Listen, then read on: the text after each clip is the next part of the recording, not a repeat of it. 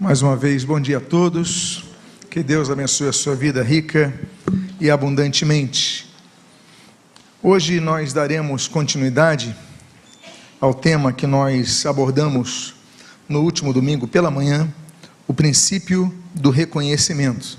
E se você, por acaso, não acompanhou esse estudo, o início desse estudo, a primeira parte desse estudo, não tem problema, ele foi gravado, ele está à disposição em nosso site, novavida.org.br, ou em nosso canal do YouTube. Então ali você pode ouvir novamente essa mensagem, ouvir pela primeira vez essa mensagem, para que então possamos entender o desfecho dessa mensagem, que será na manhã de hoje. Quantos aqui estiveram domingo passado pela manhã? Então, eu creio que a maioria dos presentes. Vamos então fazer uma oração. Pai amado, Deus bendito, nós te agradecemos pela tua palavra, que é lâmpada para os nossos pés e luz para o nosso caminho, como diz o Salmo 119, 105. Abençoa-nos quanto à instrução desta palavra que é viva para as nossas vidas.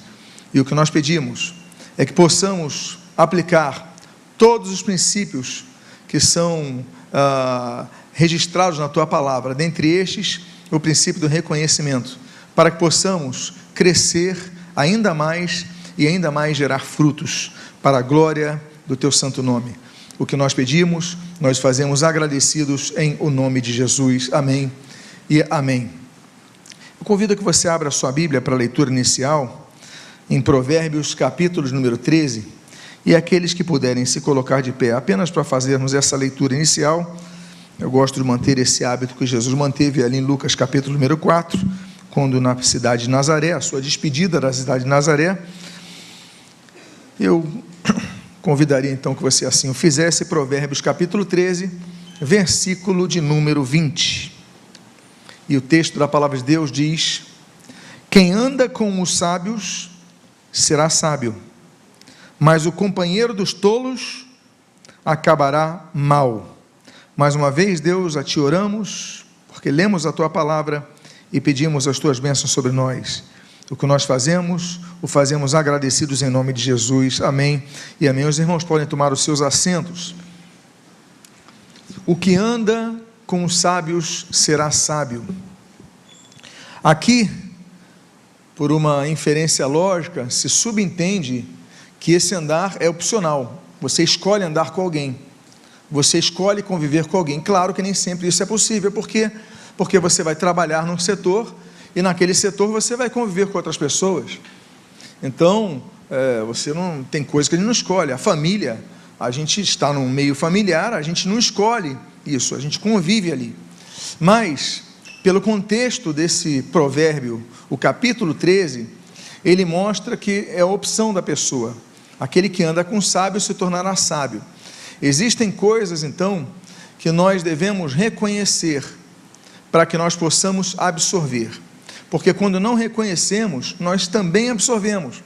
Mas quando nós reconhecemos, nós absorvemos mais ainda daquilo que nós podemos absorver.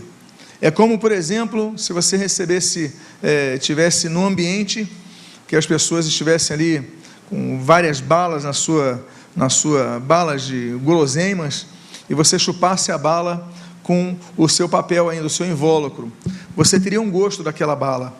Mas quando você sabe, olha, eu posso extrair mais, é só tirar essa capinha daqui e colocar a bala na minha boca, você extrai mais o sabor daquela bala. Andar com sábios não significa apenas caminhar ao lado de, mas você observar as suas ações, ouvir os seus dizeres e tentar compreender o seu agir como um todo. Quem anda com os sábios, conselho bíblico, orientação bíblica, será sábio. Mas o problema é que quem caminha com os tolos, o companheiro dos tolos, se tornará mal, acabará mal. Você lembra o texto que nós já citamos domingo passado, 1 Coríntios capítulo 15, que as más conversações corrompem os bons costumes.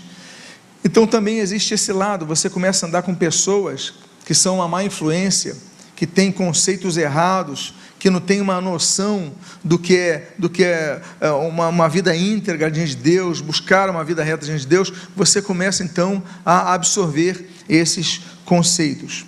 Então nós devemos reconhecer quem são os sábios, quem são os tolos. E isso então é uma decisão nossa. Com quem eu estou andando, com quem eu estou lidando, com quem eu estou absorvendo os ensinamentos, as práticas, as formas de dizer. Então nós devemos reconhecer os nossos orientadores. Volto a dizer, todos nós, todos, reconheça você ou não, estamos falando de reconhecimento, reconheça você ou não, somos pessoas que são influenciadas pelo meio. Max Weber já dizia isso no seu estudo da sociologia. Quem já teve essa disciplina sabe muito bem o que eu estou falando. O meio vai influenciar o indivíduo, a família influencia o indivíduo, os amigos influenciam o indivíduo. Então nós devemos reconhecer, dentre os orientadores, aqueles que são orientadores de excelência. Aqueles, olha, esse daqui eu quero absorver mais, daqui eu vou ser mais atento, daqui eu vou procurar imitar mais. O apóstolo Paulo, ele diz em 1 Coríntios, capítulo 11, versículo 1, sede meus imitadores, como eu sou de Cristo.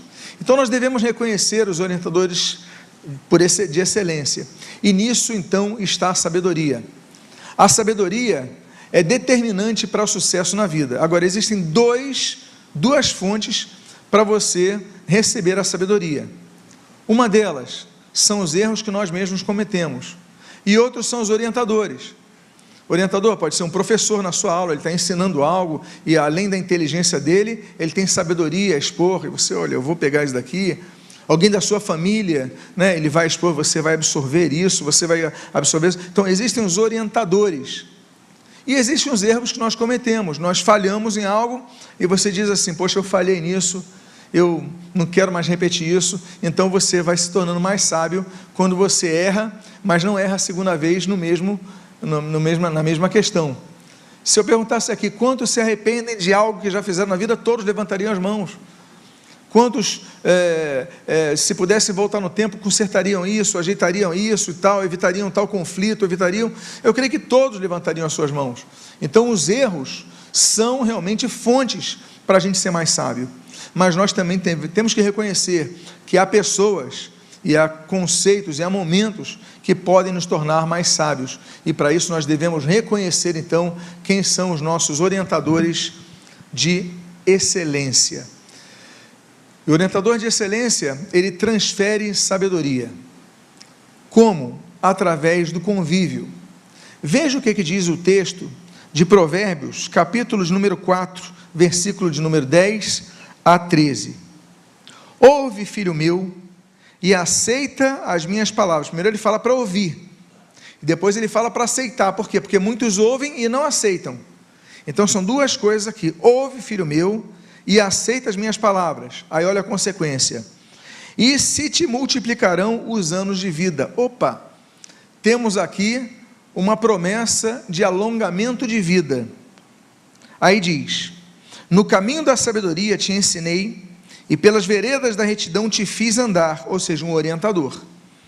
Em andando por elas, não se embaraçarão os teus passos, se correres, não tropeçarás. Olha que bênção.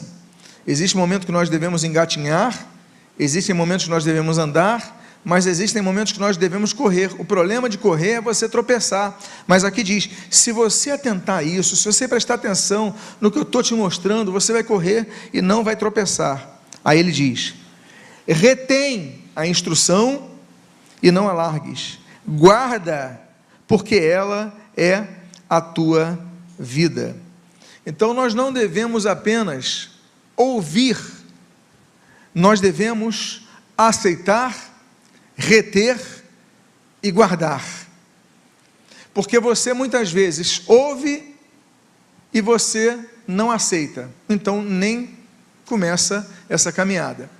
Você ouve e aceita, mas você não retém, ou seja, você ouviu, você aceitou, falou aham, como muitas pessoas falam, mas não aplica isso, não retém isso, e depois ele fala guarda.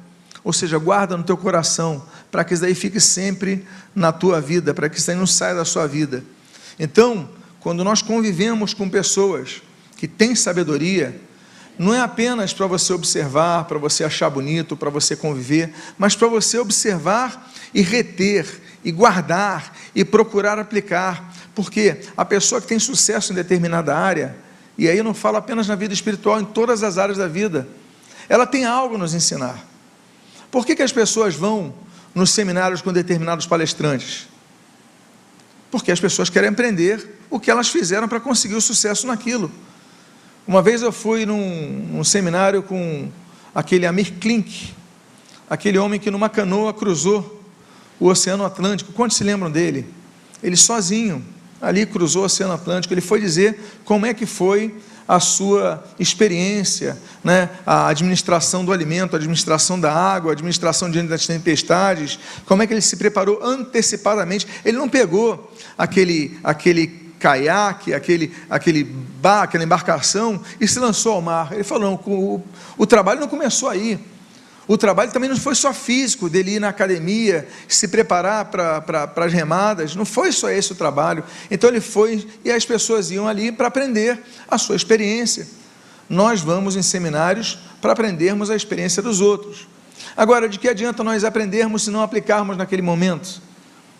Então, quando nós vamos ver, vou ouvir um seminário de um grande empreendedor, uma pessoa que começou do nada e construiu um império. Eu vou no seminário do Silvio Santos, se ele fizesse um seminário, né? Como é que ele conseguiu?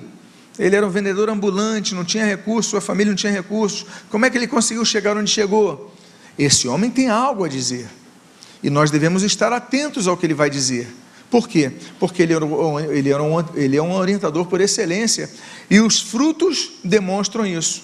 Agora, tirando da área profissional, porque aí você vai ver um empresário de excelência, você vai ouvir um médico de excelência, você vai ouvir um jogador de futebol de excelência, ele vai dizer quanto tempo treinava, como era. Todo mundo, todas as pessoas que alcançam, rompem com determinados limites, eles têm algo a nos ensinar. Agora, na vida espiritual, nós devemos buscar o mesmo. As pessoas que têm uma vida espiritual de excelência, nós devemos reter, ouvir, prestar atenção. Voltamos a dizer, então, a escolha do orientador, então, não apenas daqueles que já estão no meio familiar, no meio profissional, mas é definida pela nossa própria vontade e arbítrio. Veja o que diz o Salmo 119, no versículo 63. Companheiro sou de todos os que te temem e dos que guardam os teus preceitos. A palavrinha hebraica ali, haver, então sou unido a essas pessoas, eu quero me unir a essas pessoas. Em Israel as pessoas falam haver, ou seja, amigo, companheiro, aquele que está unido a mim. É uma forma de expressão de alguém que está unido a você, um companheiro, um que caminha junto, é o haver. E aí nós temos essa questão, olha, companheiro sou, eu decido ser companheiro de todos aqueles que te amam e guardam os teus preceitos, que te temem e guardam os teus preceitos. Eu quero andar com essas pessoas que são mais fiéis a Deus. O problema é que muitas vezes nós escolhemos exatamente o oposto. Nós escolhemos andar com pessoas que não temem a Deus, que não têm uma vida com Deus. Nós devemos então procurar nos espelhar nisso e buscar esses orientadores de excelência. Por quê? Porque os orientadores de excelência, eles geram promoções na sua vida. Eles te ajudam a você sair de um estágio e entrar em outro estágio. Olha o que diz o provérbio de número 4, no versículo 7, 8 e 9. Adquire a sabedoria. Aí o 8 e o 9. Valorize a sabedoria e ela o exaltará. Se você abraçar, ela o honrará. Ela porá um diadema de graça em sua cabeça e lhe entregará uma coroa de glória. Olha que coisa bonita. Mas você tem que adquirir a sabedoria e valorizar a sabedoria. E eu digo para você, sabedoria se vende? Não. Sabedoria não se vende. Sabedoria se adquire. Sabedoria se desenvolve através da observação, através dos orientadores de excelência. Volto a dizer, 2 tipos, né? Aquele que ensina, aquele que instrui, seja por palavras, seja ou seus próprios erros. Eles vão gerar em você sabedoria. Mas ela diz, valorize a sabedoria e ela o exaltará. Você vai ser exaltado por ela. se você abraçar a sabedoria, ela o honrará. E aí nós temos então uma questão de promoção quando nós nos agarramos com os orientadores de sabedoria. Agora, o orientador de excelência, ele também faz outra coisa, ele gera influência e também frutos duradouros. Ele faz com que você consiga ultrapassar limites que você hoje vive, graças aos orientadores de excelência. Diz ali Provérbios 8, de 12, o versículo 12 e o 15, 16 e 18. Eu, a sabedoria, moro com a prudência e disponho de conhecimento e de conselhos. Aí veja o que ela diz. Por meio de mim, os reis governam e os príncipes decretam justiça. Por meio de mim, governam os príncipes, os nobres e todos os juízes da terra. Versículo 18. Riquezas e honra estão comigo, bens duráveis e justiça. Então nós temos mais uma vez a questão que a sabedoria e os orientadores de excelência, quando você observa, quando você vê os passos, essa pessoa é sábia. Como é que ela faz? Como é que ela fez para conseguir esse emprego? Ela fez assim, ela fez assado? Então, peraí, eu vou tentar seguir esses passos. Nem sempre você vai conseguir seguir todos os passos, mas alguns você vai seguir.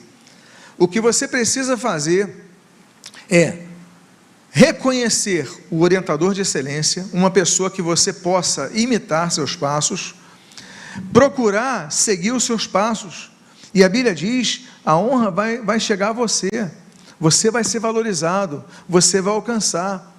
Volto a dizer, nós somos seres sociáveis, e nós somos seres que assimilam as orientações explícitas ou implícitas das vidas que nos cercam. Então nós devemos observar quem é um modelo a você seguir. A questão é, em que áreas você quer seguir a sua vida e quais são os teus modelos? Hoje em dia nós temos uma vantagem que as gerações passadas não tiveram. Nós temos muitos registros de pessoas que são pessoas que você procura imitar, que elas deixam seus legados através da internet. Você vê as pessoas falando, faça isso, faça aquilo e tal. Então, você tem essas condições registradas. Muitos escreveram livros, gerações passadas escreveram livros. Você vai ler o que eles fizeram, busca fazer. Então, como Leonard Ravenhill fazia, né, a vida de oração dele, como é que era, como Charles Spurgeon fazia para lidar com aquelas situações, como o Atmani fazia. Eu estou citando aqui exemplos na área espiritual, como esses homens faziam para chegar a isso, mas você pode emular isso em todas as outras áreas de sua vida, inclusive a área acadêmica, inclusive a área profissional, todas as áreas de sua vida. Como é que eles fizeram? E eu vou procurar fazer igual. Não vou conseguir fazer tudo, mas porque eu tenho minhas características. Deus me colocou situações que não colocou nessa outra pessoa, mas você, seguindo a orientação, o orientador de excelência, você chega lá. Volto a dizer, não há nenhum problema em imitar. Volto a dizer que a Bíblia diz, sede imitadores de Deus. A Bíblia diz, sede meus imitadores como eu sou de Cristo. A Bíblia fala sobre a necessidade de nós imitarmos aqueles que são pessoas experimentadas na fé. Então nós devemos buscar os orientadores de excelência. Eu volto a dizer, eu estou frisando orientadores de excelência, por quê? Porque existem os orientadores medíocres. E a maioria das pessoas escolhe seguir os orientadores medíocres, porque eles falam o que você quer ouvir. Eles falam como se fosse tudo sem um esforço, né? Como se fosse tudo uma pílula mágica. Não é isso. Busque, olha, tem os orientadores medíocres, que não acrescentam em nada, tem os orientadores do mal, que só desviam as pessoas do bom caminho, mas tem os orientadores de excelência. E aí, meus amados irmãos, nós que somos pessoas espirituais, que buscamos viver as coisas de Deus, que nos orientamos pela palavra de Deus, que temos fé na palavra de Deus, nós temos algo que outras pessoas não têm.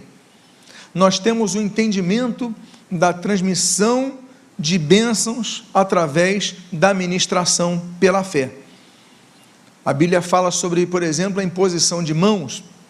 E a Bíblia diz sobre imposição de mãos para abençoar o povo, imposição de mãos para amaldiçoar, lembre-se do Monte Ebal, assim como eu citei aqui do Monte Gerizim, a imposição de mãos para consagrar profetas, Paulo recebendo a imposição de mãos do presbitério para ir com Barnabé na primeira viagem missionária, Silas, segunda viagem missionária, ou seja, a imposição de mãos, transmitindo benefícios, é algo que as pessoas que não conhecem a Bíblia, que não têm fé, não entendem, mas nós entendemos, nós cremos. Paulo fala, olha, você não faça pouco caso, Timóteo, você não deixe morrer isso não, você recebeu dons pela imposição de mãos do presbitério, há coisas acontecem com imposição de mãos, e a transmissão de sabedoria, será que acontece com imposição de mãos?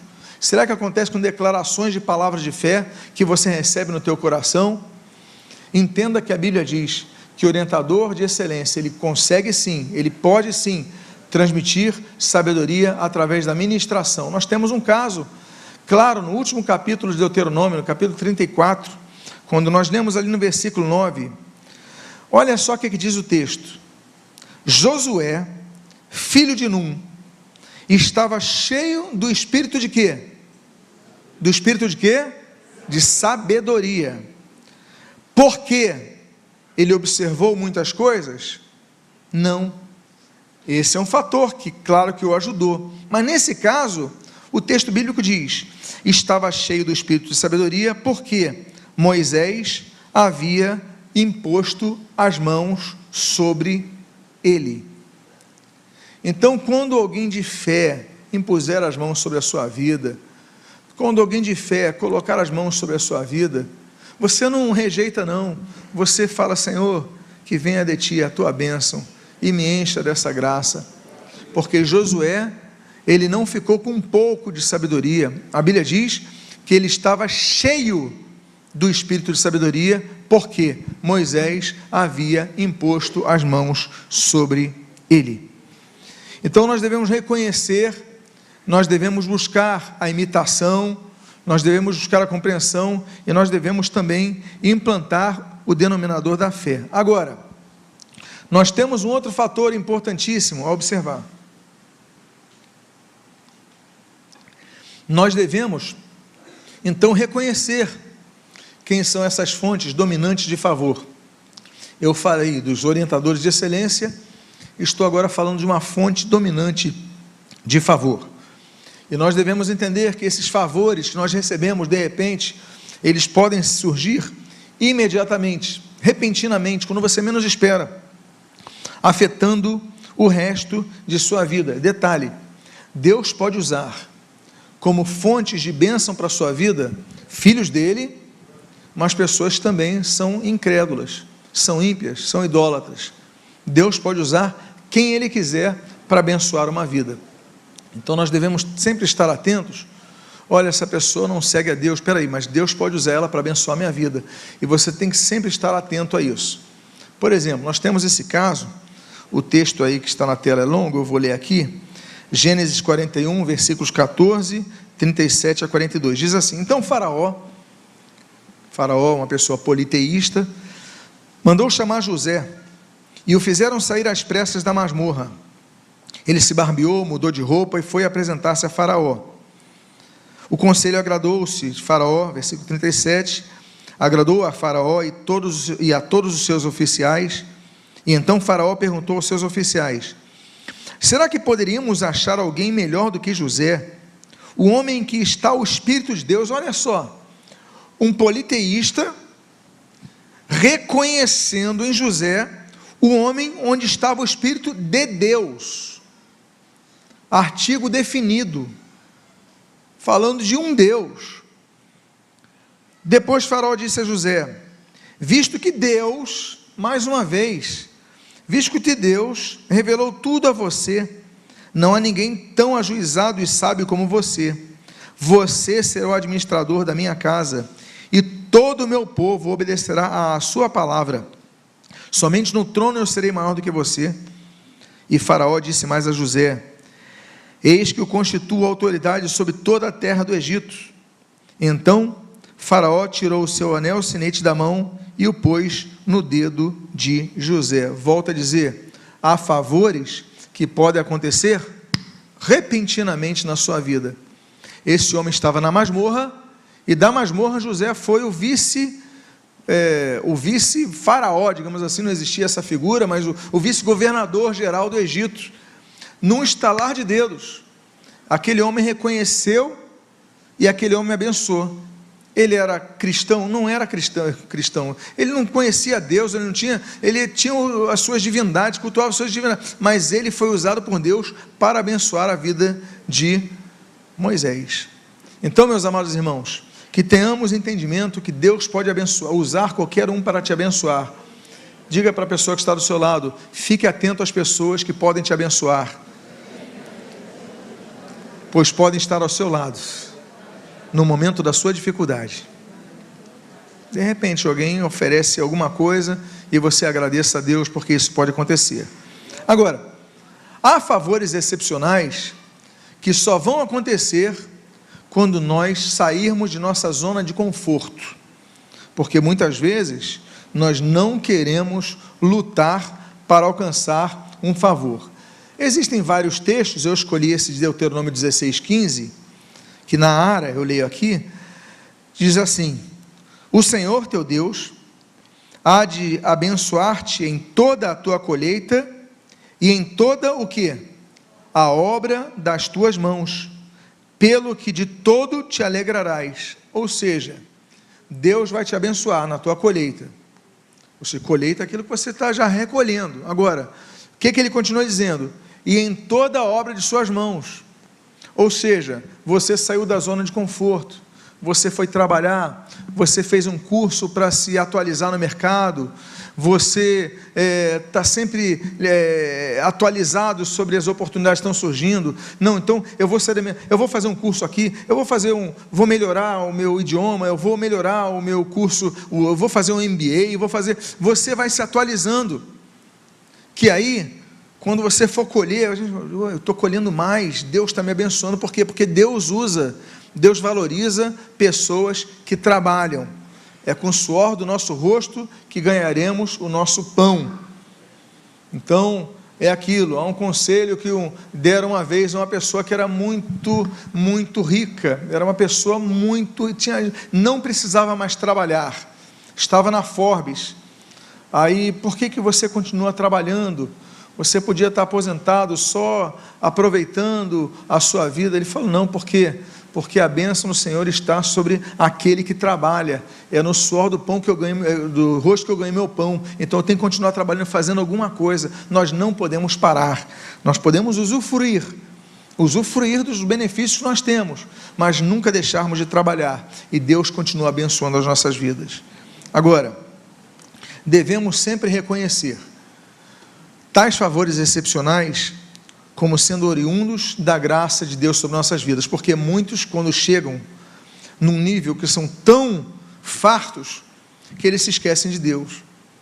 Quantas pessoas, quando se tornam, digamos, financeiramente autônomas, e eu digo mais, vão muito além disso, são superabundantes, se esquecem de Deus, deixam de ir na igreja, deixam de ler a Bíblia, deixam de tudo, e falam, já tenho Deus, eu vou me dedicar só às minhas riquezas. Muitos fazem isso. Por isso, que a Bíblia diz naquele texto, de Deuteronômio capítulo 8, versículos 17 a 18, o seguinte: nunca digas, pois, no teu coração, a minha força e o poder do meu braço me adquiriram estas riquezas. Antes, te lembrarás do Senhor, teu Deus, porque é Ele que te dá força para adquirires riqueza. Então, à medida que Deus te abençoe, à medida que Deus prospere, à medida que você cresça, à medida que você alcance todos os seus sonhos, construa a sua carreira, tenha os seus bens, olha, nenhum problema nisso. Só não se esqueça de uma coisa: reconhecer que é Deus que foi favorável à tua vida. É Deus que te deu graça para alcançar essas riquezas. Te lembrarás do Senhor teu Deus, porque é Ele que te dá forças para adquirir riquezas. Então, que você nunca se esqueça isso. Aí você fala o seguinte: não, mas eu tenho passado por momentos difíceis, acontecendo tragédias na minha vida, tragédias do desemprego, tragédias da enfermidade, tragédias do luto. O que acontece comigo? Eu vou ficar então isso a vida inteira? O favor excepcional, segundo o registro da Bíblia, é muito interessante na sua peculiaridade. Ela traz o benefício de muitas vezes surgir depois de tragédias. Nós temos, por exemplo, esse texto de Jó, capítulo 42, versículo 10, quando a Bíblia diz, depois de registrar toda a tragédia de Jó, todas as perdas de Jó, todo o sofrimento de Jó, no último capítulo, no versículo 10, nós lemos assim: mudou a sorte de Jó, quando este orava pelos seus amigos, e o Senhor deu-lhe o dobro de tudo o que antes possuía. Não foi Jó que conquistou o dobro, não foi o Jó que conquistou riqueza. O texto diz, o Senhor deu-lhe, ou seja, foi presente de Deus, foi favor de Deus, foi graça de Deus, o Senhor deu-lhe. Agora, não deu no quantitativo que ele tinha, não deu o dobro de tudo que ele tinha. O gado multiplicou, multiplicaram os recursos, o rebanho, tudo multiplicou do que antes possuía. Por quê? Porque o Senhor o deu. Agora, qual foi a chave? O mesmo texto diz no início, mudou a sorte de Jó, quando este orava por ele. Claro que ele pode orar por ele, claro que nós devemos orar por nós, mas qual foi a chave? Mudou a sorte de Jó, quando este orava pelos seus amigos. Senhor, fulano falou tanta bobagem, fulano age da maneira errada, são amigos, são pessoas próximas, são pessoas que estão sofrendo comigo, mas Deus abençoa a vida, abre o coração, ou seja, um coração intercessor, um coração que não se esquece dos outros. Deus olha o nosso coração. Esse homem encontrou o favor de Deus, e Deus não lhe devolveu, Deus lhe duplicou o que ele tinha, não apenas devolveu o que tinha. Então, o favor de Deus pode acontecer, como nós já vimos, repentinamente, através de canais que não necessariamente sejam cristãos, e de maneira duplicada, e mesmo após períodos de tragédia que você possa viver. Então nós devemos entender o seguinte, então Jó, ele tem a sua sorte mudada quando ele ora pelos outros, mas o caminho inverso também é um caminho de bênção para nossas vidas. Quando nós oramos por outros, outros podem ser abençoados. Então nós entendemos o seguinte, um favor excepcional da parte de Deus, ele pode surgir quando nós temos intercessores perseverantes por nós. Por isso que você tem que dizer sempre, ter pessoas que intercedam por nós. Irmão, ora por mim. Irmão, ora por mim, olha, eu vou ter essa situação, ora por mim, interceda por mim. Mas busca intercessores excepcionais. Lembra que eu falei de pessoas que são padrões para serem imitados? Procure essas pessoas, olha, ora por mim. Sou uma pessoa de vida de oração, ora, coloca meu nome na sua lista de oração. Olha o que aconteceu quando intercessores, que eram pessoas, orientadores de excelência numa vida de oração, o que aconteceu com a vida de Pedro? Atos capítulo 12, versículos 5 e 7 diz assim: e assim Pedro estava guardado na prisão, mas, olha que mais bendito, mas havia oração incessante na igreja a Deus, havia oração incessante a Deus por parte da igreja a favor dele. Só uma observação, não era toda a igreja que estava orando por Pedro preso, não. Não era toda a igreja que estava clamando, não. Eu vou reler o texto para ver se você pega a dica que está aqui. Eu vou reler. E assim Pedro estava guardado na prisão, mas havia oração incessante a Deus, o quê?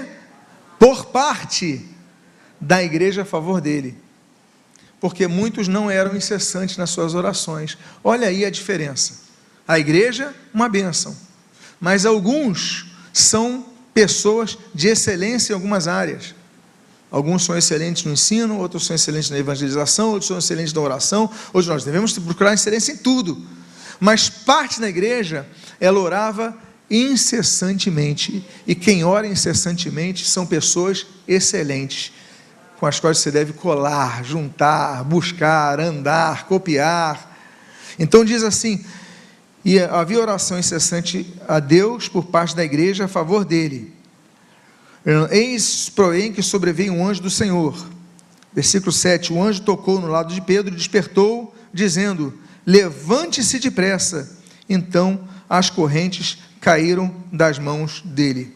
Aconteceu um milagre que foi consequência de uma oração incessante. Existem coisas que só oração pode fazer.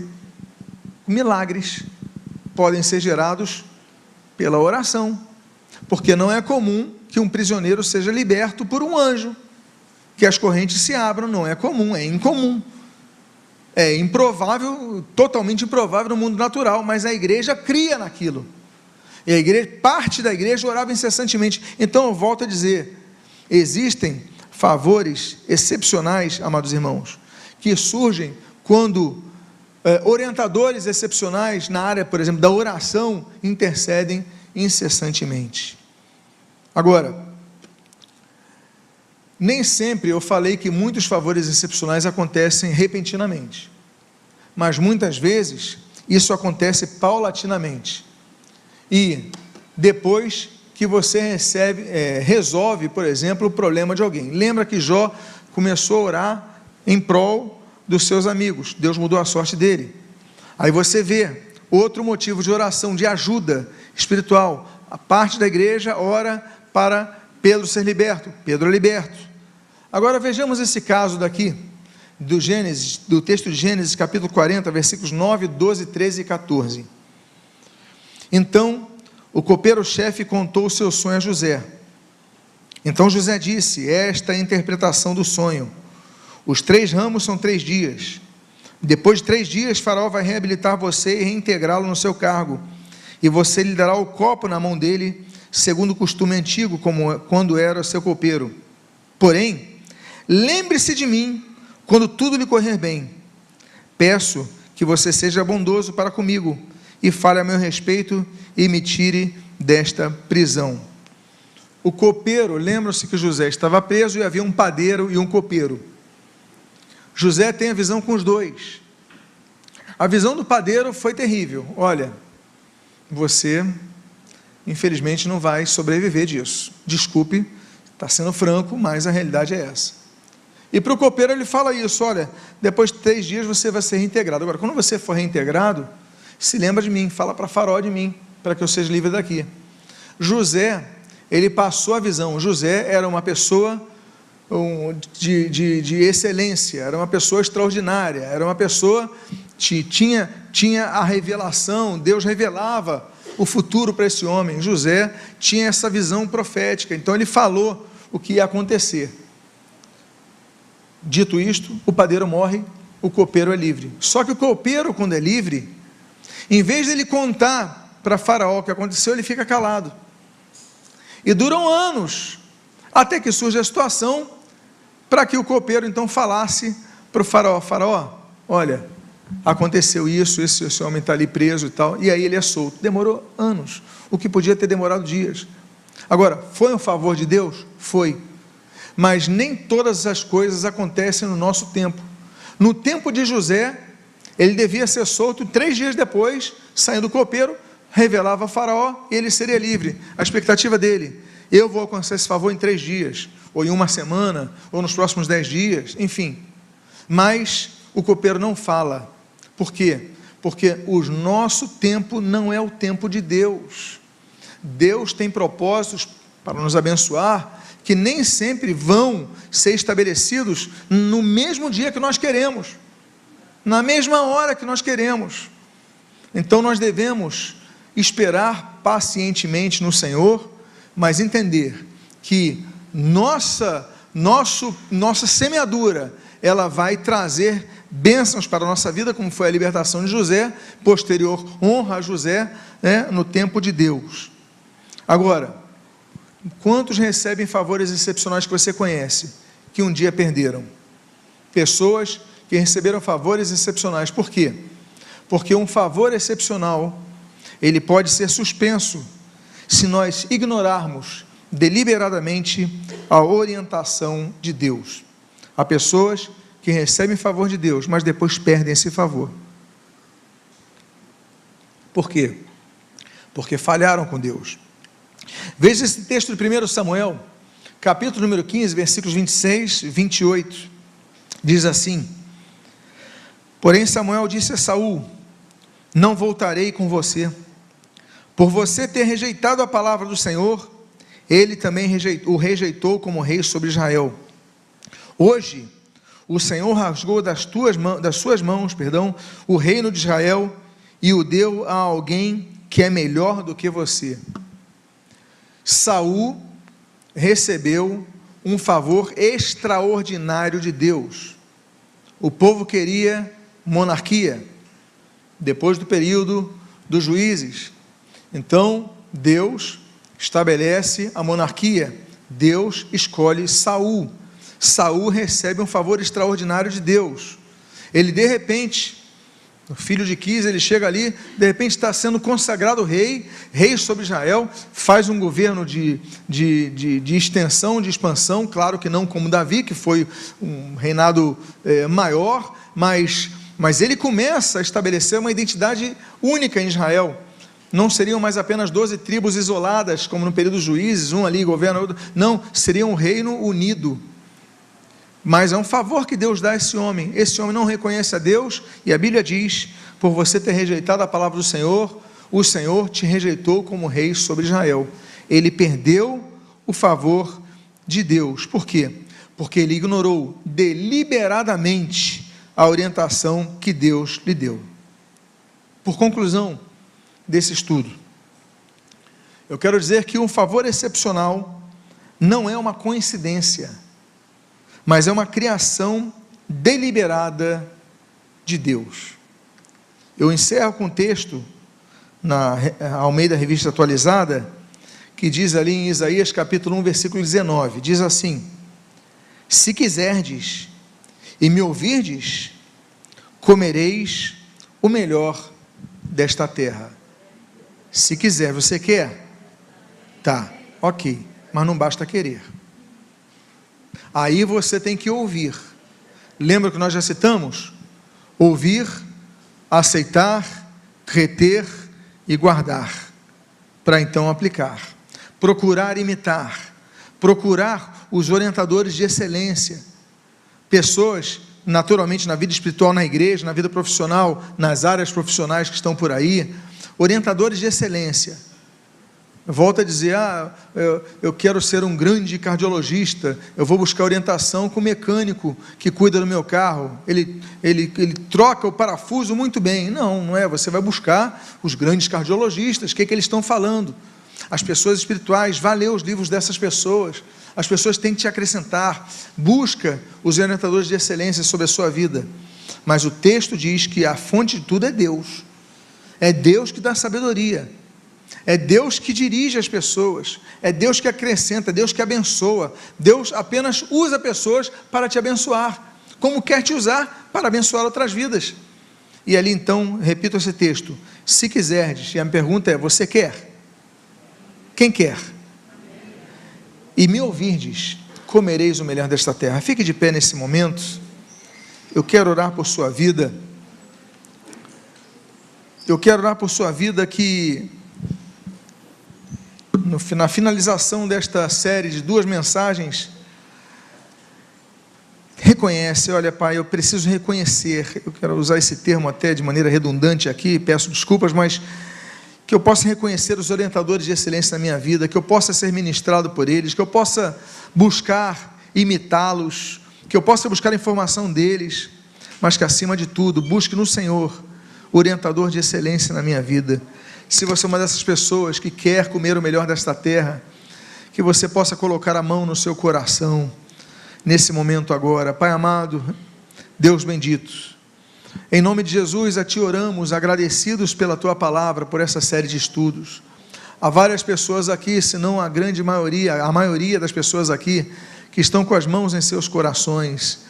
Eu peço, Pai, que abençoes as suas vidas. Todos aqui queremos, Pai, queremos o melhor para nossas vidas, e Tu tens muito a acrescentar a nós. Nós devemos entender, Pai, que não chegou o fim da nossa trajetória, temos muito mais a receber de Ti, Pai, e nós pedimos, então nos abençoa, coloca orientadores de excelência nas nossas vidas, se na área profissional, que possamos buscar, imitar, entender, compreender os passos daqueles que alcançaram os seus objetivos com excelência, na área acadêmica, mas especialmente, Pai, na área espiritual. Abençoa as nossas vidas, fortalece o nosso ser, e o que nós pedimos, Pai, as Tuas bênçãos sobre nós o fazemos agradecidos, em nome de Jesus. Amém e amém. Vamos louvar ao Senhor enquanto isso.